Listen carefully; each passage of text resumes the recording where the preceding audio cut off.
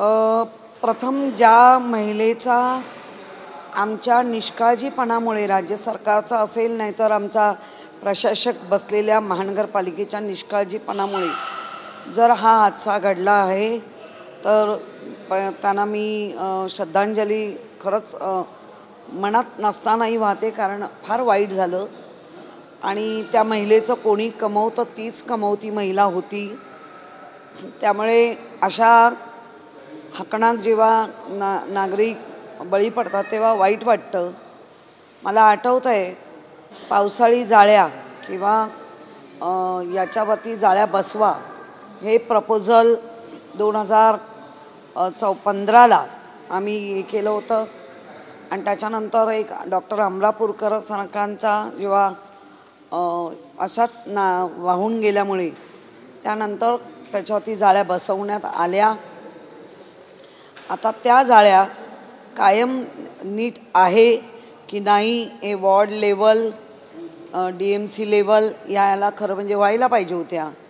आणि मी माझ्या महापालिकेच्या अधिकाऱ्यांना पण फारसं हे नाही, कारण महापालिकेचे अधिकारी एकतर मंत्रालयात नाहीतर कोणाच्या तरी दारात कुठेतरी बंगल्यावर, म्हणजे सकाळपासून जर नागरिक गेला तर बऱ्याच वेळेला अधिकारी एक तर कोर्टात नाहीतर वर्षा बंगल्यावर आहेत किंवा मंत्रालयात आहेत किंवा अमक्या मंत्रालयाने बोलवलं आहे. काही तर मंत्री जे पालकमंत्री वगैरे आहेत ते महापालिकेच्या अधिकाऱ्यांना 5-5 तास एकाच जागेवर येतो आहे करून रखडले. म्हणजे मग ते जनतेच्या सेवेत कधी जाणार. आणि जो हादसा घडला हा फारच दुर्दैवी आहे. त्यामुळे काय बोलावं.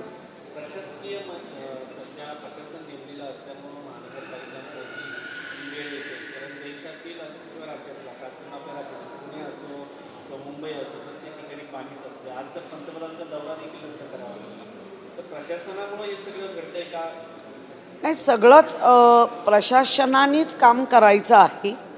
त्याचसाठी आपल्याकडे मुंबई महानगरपालिका असेल, मग नागपूर महानगरपालिका असेल, कोल्हापूर महानगरपालिका, कुठल्याही महानगरपालिका असतील, त्या सगळ्यांनी काम करणं अपेक्षित आहे. परंतु मी मुंबईचं सांगेन, बाकीच्या मला माहिती नाही, पण आमच्या अधिकारी जास्त ते मी मगाशी सांगितल्याप्रमाणे कुठेतरी अडकून पडलेले असतात. काम कमी आणि अडकले जास्त, अशा पद्धतीचं ह्या गेल्या 2.5 वर्षातलं चित्र आहे.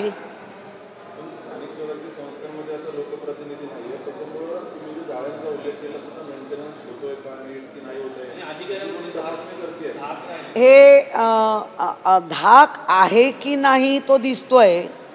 आपल्याकडे रोजगार मेळावे घेण्यासाठी महानगरपालिकेच्या लोकांना वापरले जात आहेत.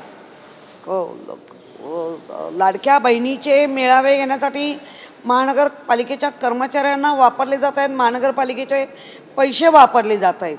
पण ज्या महानगरपालिकेच्या मुंबईसारख्या ठिकाणी लोकांच्या निगडीत असलेल्या प्रश्नांकडे प्रशासक म्हणून असलेले जे वॉर्ड आहेत, वॉर्ड लेवलला ते कोण बघतायत त्यांना शंकाच आहे.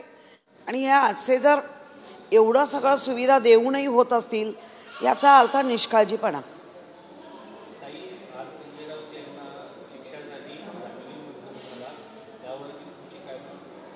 बघा, न्यायपालिकेवर आपण कायम विश्वास ठेवत आलो आहे.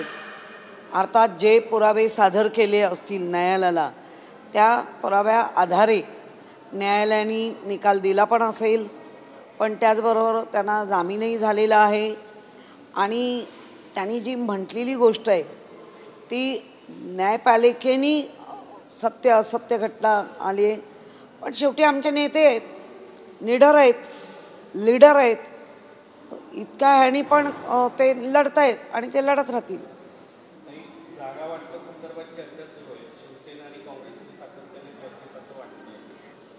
मला नाही वाटत भांडण होईल असं किंवा क्लेश होतील असं. ठीक आहे, सुदृढ पक्षाची लक्षणं आहेत की खिचाखिची होणं, म्हणजे काँग्रेसकडेही तेवढेच तगडे उमेदवार आहेत किंवा असतील. आमच्याकडे तर आहेतच आहेत. इतका पक्षाचा पूर्ण कवचकुंडला नेऊनही शिवसैनिक ही कवचकुंडला मात्र जागेवरच राहिली.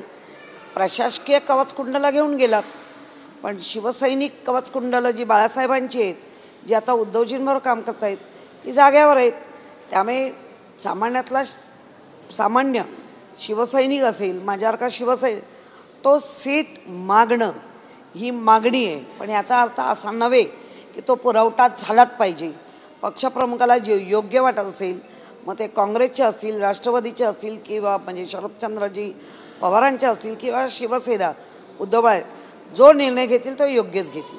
ते 8 ते 10 जागा अशा आहेत मुंबईमधल्या, त्या जागेवर रस्सीखेच चालल्याचं बघायला मिळते. काही जागेवरती 2 पक्ष असतील, किंवा काही जागेवरती तुम्ही असाल, पवारसाहेबांची राष्ट्रवादी असेल किंवा काँग्रेस असेल, तिघांचाही वाद बघायला मिळतो. आणि त्या जागेमुळे खरं तर घोडा आणली अशी चर्चा सुरू आहे. एक तर जिथे क्लिअर कट आम्ही लढलो आणि आम्ही जिंकलो, आमच्या जिंकलेल्या लोकांनी जर गद्दारी केली असेल तो भाग वेगळा आहे. त्या क्लिअर कट जागा तर मिळाल्याच पाहिजे असं उद्धवजींचा आग्रह आहे असं आम्हाला कळतं आहे. जागा वाटपामध्ये आमचे जे नेते बसतात तेही त्यांचा आग्रही भूमिका आहे. आणि जो मग एक क्रायटेरिया लावला जातो, 2 नंबर पक्ष कोणता, 3 नंबर, त्याप्रमाणे निश्चित जागा वाटपामध्ये आदित्य ठाकरेंनी सांगितलं आमच्या की खिचाखिची तर व्हायला पाहिजे. याचा अर्थ सुदृढता, पक्षाची असलेल्या कार्यकर्त्यांमधली सुदृढता ही दिसते. त्यामुळे जो निर्णय येईल त्या निर्णयात तिन्ही पक्षाचे पदाधिकारी असतील, कार्यकर्ते असतील, हे तेवढ्याच ताकदीने लढतील आणि जिंकतील.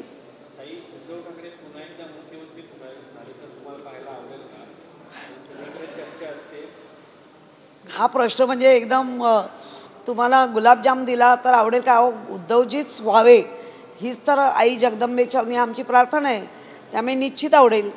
पण ह्याच वादामुळं आता एकीकडे शिवसेना म्हणते आमचाच मुख्यमंत्री होणार, काँग्रेस म्हणते आमचाच मुख्यमंत्री होणार. आता या वादावरची निश्चित बैठक होते आणि कार्यकर्ते देखील वेगवेगळ्या पक्षाची एकमेकावरती नाराज होतात. त्यामुळे भविष्यात यावरती तोडगा निघेल असं वाटतं का? नाही, मला नाही वाटत. कारण आम्ही त्या पक्षाचे नेते म्हणून काम करतो आहे. कुठेही कार्यकर्ते काँग्रेसचे असतील, राष्ट्रवादीचे असतील, किंवा शिवसेना उद्धव बाळासाहेब, कुठेही ती नाराजगी नाही, ती नसेल. तिकीट मिळेपर्यंत हे सगळ्यांच्याच पक्षात गडबड असते. पण एकदा तिकीट डिक्लेअर झाली की मग मात्र कुठेही राग रुसवे न करता ताकदीने कार्यकर्ता लढतो. सीट्सचे नंबर काय असतील काही? कारण की काँग्रेस हा बिग ब्रदरचा रोल म्हणून वागतोय किंवा वारंवार त्यांचा तो तसा एक ॲटिट्यूड राहील. नाही, सीट्स नंबर पण माझ्या माहितीप्रमाणे हे तिन्ही वरिष्ठ जे काँग्रेस, राष्ट्रवादी आणि बाळासाहेब ठाकरेंचा, उद्धवजी बाळासाहेब ठाकरेंचा पक्ष, हे तिन्ही समंजसपणे सीट वाटप करते. 288 आहे. आम्हाला प्रत्येकाला वाटते 500 सीट हव्या, म्हणजे आपल्याकडे उमेदवार आहे. त्यामुळे कुठलाही गोष्ट ह्या 288मध्ये जे काही वाटप होईल त्याच्यामध्ये तेवढे बसवले जाणार आहेत. त्यामुळे अंकगणित हे 2 दिवसात आपल्याला कळेल आणि त्याच्यानंतर शिवसैनिक म्हणा किंवा सर्व पक्षीय कार्यकर्त्यांचं बळ काम आपल्याला दिसेल. मुंबईचं चेकपोस्ट काय आहे? तुम्ही मेयर पण राहिला आहात. कारण की खूप अशा 7 ते 10 अशा जागा आहेत किंवा कॉन्स्टिट्युएन्सीज आहेत जिथे काँग्रेस वर्सेस शिवसेना अशी ही फाईट लढली आहे. स्पेशली मुस्लिम डॉमिनेटेड एरियाज, बँड्रा म्हणा किंवा बायकला म्हणा किंवा अजून ज्या दुसऱ्या एरियाज आहेत त्याला घेऊन, मग तिथे कोण पुढाकार घेणार, कोण हेड करेल? नाही, मुळात प्रश्न येतच नाही आहे. तर भायखळा असेल तर आम्हीच लढलो होतो आणि आम्हीच जिंकलो होतो. जिंकून गद्दारी झाली ती गोष्ट वेगळी आहे, पण आम्ही लढलो आणि आम्ही जिंकलो. त्यामुळे ज्या जिंकलेल्या जागा आहेत शिवसेनेनी, त्या शिवसेनेला मिळायला पाहिजे. त्यावेळेला जेव्हा जिंकत होतो तेव्हाला काय काँग्रेस आमच्याबरोबर नव्हते. त्यामुळे मला वाटतं आपण कट्ट्याकूट करण्यापेक्षा 3 वरिष्ठ पक्षनेते जे ठरवतील त्याला सगळ्याची मान्यता असेल.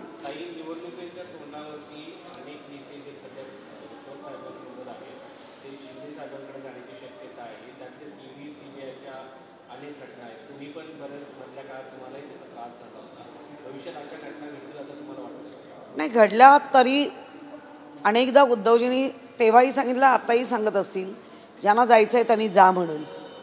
त्यामुळे जाणाऱ्यांबद्दल चिंता नाही करत आम्ही. जे आहे तसे लढतो. नाही, माझ्यावरती किरीट सोमय्यांनी ज्या पद्धतीने आरोप केले त्या कोर्टात ज्या वेळेला पेपर सादर करण्याची वेळ आली तेव्हा ते केले गेले नाहीत. त्यामुळे आरोप वेगळे आणि सादर करणं वेगळं. त्यामुळे मी म्हणते जे चाललंय ते बरं चाललंय.